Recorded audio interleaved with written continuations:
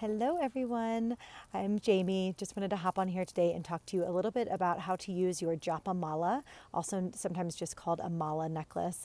And I wanted to talk to you a little bit today about how to use it and what the significance is behind it. But before we get into all of that, I just wanted to acknowledge the obvious fact that I am a white woman from America. I am not Indian.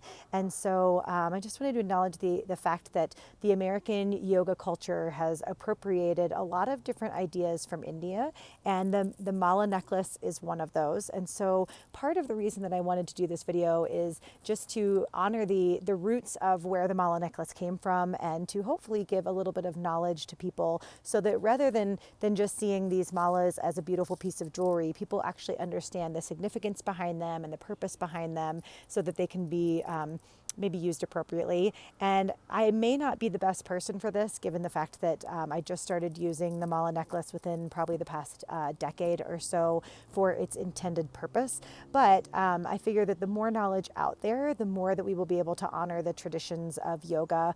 And as a yoga teacher, I feel like that's really important, to honor the roots of yoga and where it came from, even though it's not originally from the United States. It started in India, obviously. So just wanted to say that as a way to kind of honor and give roots to, or give some honoring to my teachers and all the teachers that have come before me, that have carried forth all of these long held traditions for thousands of years. So the mala necklace, you've probably seen these around. They're these long necklaces. They have a tassel. They often have a larger bead here at the bottom. And then there are 108 beads on the actual strand. So sometimes you'll see them, primarily in the US, you see them made of gemstones, such as this one. This particular one has 3 different types of stones on it. Sometimes you may have also seen the more traditional one that is made of the rudraksha seeds. This is the traditional mala that is often found in India. And in fact, this particular mala was given to me by a friend after she traveled to India and practiced yoga over there. And so both of these, you see, have the tassel. They also have the guru bead at the bottom. So that's the bead that's like right after the tassel. And then after that, there are 108 beads that are not counted in the guru bead is not counted in the 108 beads. So there's actually 109 beads on the mala necklace. And the reason there's 108, there's a couple different reasons. The first is that in Sanskrit, the Sanskrit alphabet has 54 letters, and Sanskrit is the traditional language of yoga. Excuse me. Apparently there's something talking about language, something stuck in my throat chakra right now.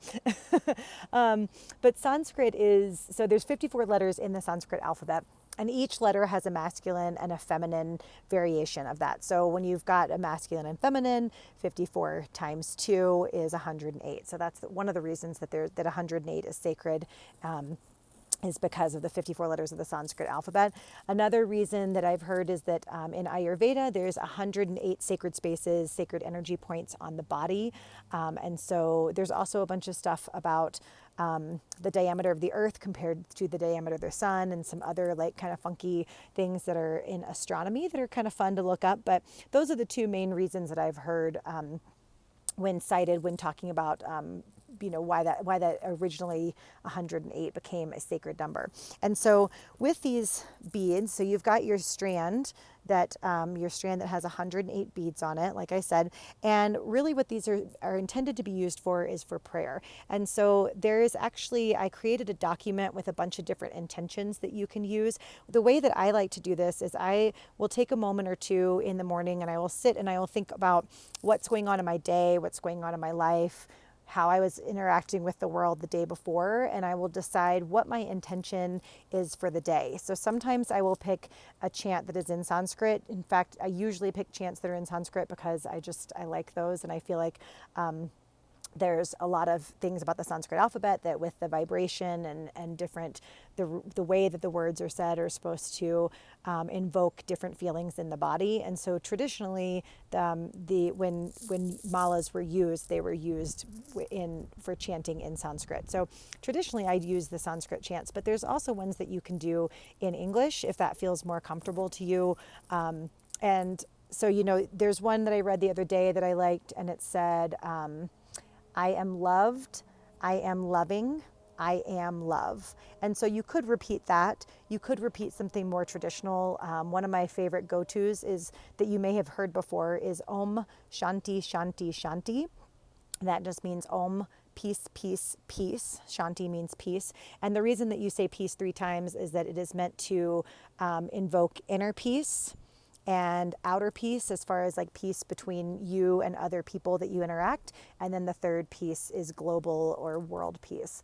And so as you're going through your chant, what you can do is I usually hold it so that the guru bead is facing me, and I kind of lay the beads over my middle finger like that.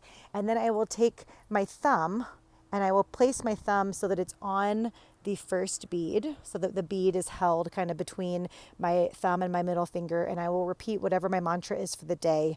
And then as I am starting to kind of count, I will pull the bead towards me, and I will move my thumb up to the next bead, and I will repeat my mantra again, and then I pull it towards me again and repeat. So it's a little hard to see here, but I'm just kind of moving this almost like a conveyor belt down and over my middle finger. The reason that I have heard that you don't use the pointer finger is because the pointer finger represents the ego, and so you want to keep the ego out of any of your devotional practices so that you are more connected with the divine energy. And so a lot of times what I will do is, as I'm kind of counting, I'll just close my eyes, be moving the beads all the way down, and you repeat whatever your mantra is 108 times. If you don't have time to do 108, a lot of malas, in fact, this particular one, the way it's set up, I think I even have it set so that it changes, not that I have it set this way, but it just was made this way that there are, it changes at 27. 27, you can use that as a number to count as well if you don't have time to do all 108. So that's just a fourth of your mala, basically. And so you can repeat that 27 times.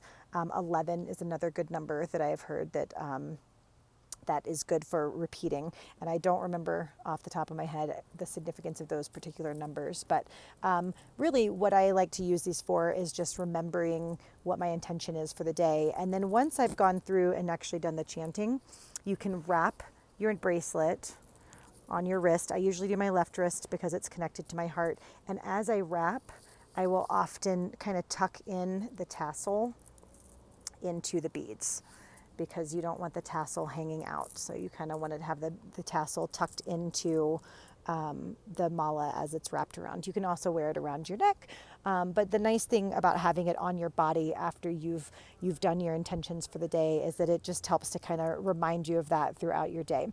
So hopefully this was helpful. If you're interested in looking at all the different intentions, I have a list that you can download. I'll put the link to that in the comments. And hopefully this was helpful. Hopefully now when you see these malas, you'll recognize that while they are beautiful pieces of jewelry, there's also a lot of significance behind these and a lot of meaning to that. And maybe you can share this information with a friend. So hope you all have a great day.